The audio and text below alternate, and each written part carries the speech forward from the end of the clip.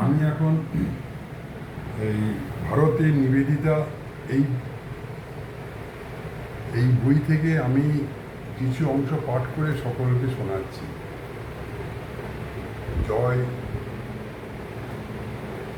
শ্রী রামকৃষ্ণ, মা ঠাকুর এবং স্বামী বিবেকানন্দকে প্রণাম জানিয়ে আমি শুরু করছি। এই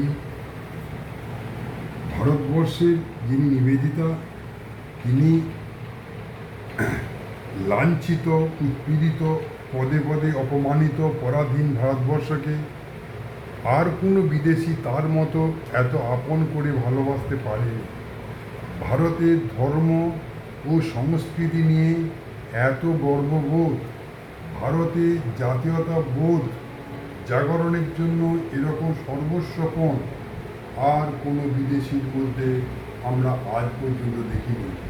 ভারতবর্ষকে ভালোবেসে নিজেকে সম্পূর্ণভাবে ভারতবর্ষের সেবায় নিবেদন করে গুরুর দেওয়া নিবেদিতা নাম তিনি সার্থক করে গেছেন।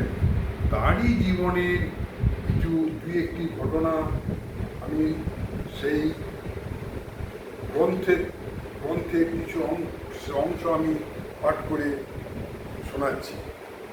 সুদূর আয়ারল্যান্ডের ছোট্ট একটি শহরে এক ধর্মযাজকের ভক্তিমতী স্ত্রী তার প্রথম সন্তানের জন্মের আগে ভয়ে আকুল।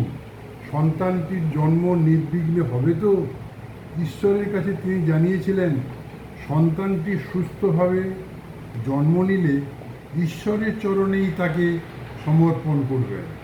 মাতৃ জঠরেই যে শিশুটি ঈশ্বরের চরণে সমর্পিতা হয়েছিলেন, পরবর্তী জীবনে তিনিই সর্বত্যাগী সন্ন্যাসী স্বামী বিবেকানন্দের মানস কন্যা নিবেদিতা।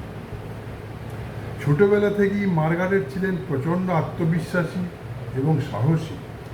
শৈশবে পিতৃহীন হওয়ায় অল্প বয়স থেকেই সংসারের অনেক গুরুত্বপূর্ণ দায়িত্ব তাকে পালন করতে হতো। মার্গারেটের বয়স তখন মাত্র 13। মা, ভাই ও বোনের সঙ্গে আছেন। সংসারের ব্যয়ভার কমানোর জন্য প্রয়োজন হলো 3 বছরের ছোট্ট ভাইকে আয়ারল্যান্ডে দাদামশাইয়ের কাছে রেখে আসা। কে যাবে? সংসারের অন্য দায়িত্ব ফেলে মা যেতে পারেন না। কিশোরী মার্গারেটের উপরই দায়িত্ব পড়ল। স্থলপথে আর সমুদ্রপথে একটু অবুঝ শিশুকে নিয়ে যাওয়া বড়দের পক্ষেও সহজ কাজ নয়। কিন্তু 13 বছরের স্কুল বালিকা একটুও ঘাবড়ে না গিয়ে অত দূর পথ সারাক্ষণ ভাইকে ভুলিয়ে ভালিয়ে রাখলো এবং নিরাপদে তাকে আয়ারল্যান্ডে পৌঁছে দিল। অল্প সময়ের মধ্যেই মহৎ কিছু করবার জন্য যারা পূর্ব নির্দিষ্ট, তাদেরকে এইভাবেই বিধাতা বুঝি পরীক্ষার মধ্যে ফেলে শক্তিশালী করে তোলে। মাত্র 17 বছর বয়সে শিক্ষা জীবন শেষ করে মার্গারেট শিক্ষয়িত্রীর জীবন বেছে নিয়েছিলেন। অল্প দিনের মধ্যে লন্ডনে শিক্ষাব্রতী এবং শক্তিশালী লেখিকা হিসেবে প্রতিষ্ঠা লাভ করেছিলেন। 1895 সালের নভেম্বর মাস আমেরিকায় বেদান্ত প্রচার করে স্বামী বিবেকানন্দ 2 মাস হলো লন্ডনে এসেছেন। এই সময়ে নভেম্বরের এক বিকেলবেলায় ওয়েস্ট এন্ডের এক অভিজাত মহিলার বিয়ে স্বামীজির বক্তৃতার আয়োজন করা হয়েছিল। মার্গারেটও সেখানে আমন্ত্রিত হয়ে এসেছেন। শ্রোতারা মাত্র 15-16 জন। তারা স্বামীজিকে ঘিরে বসেছিলেন। স্বামীজি তাদের দিকে মুখ করে কথা বলছিলেন।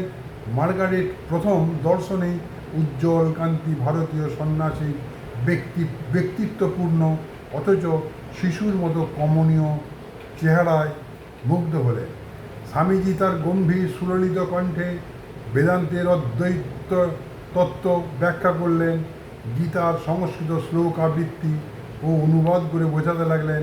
মার্গারেট লক্ষ্য করলেন তিনি বিশ্বাসের পরিবর্তে উপলব্ধি শব্দটির উপর বারবার জোর দিচ্ছেন।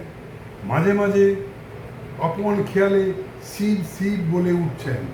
স্বামীজির কথাগুলো সেদিন মার্গারেট সব বুঝতে পারেননি, কিন্তু সেগুলো যে তার এতদিনকার শোনা ধর্ম বিষয়ক অন্য সব কথার থেকে আলাদা, সেটা উনি বুঝতে পারলেন। তাঁর চিন্তাশীল মনে আলোড়ন উঠল। হিন্দু সন্ন্যাসীর কথাগুলো নিয়ে তিনি ভাবতে শুরু করলেন।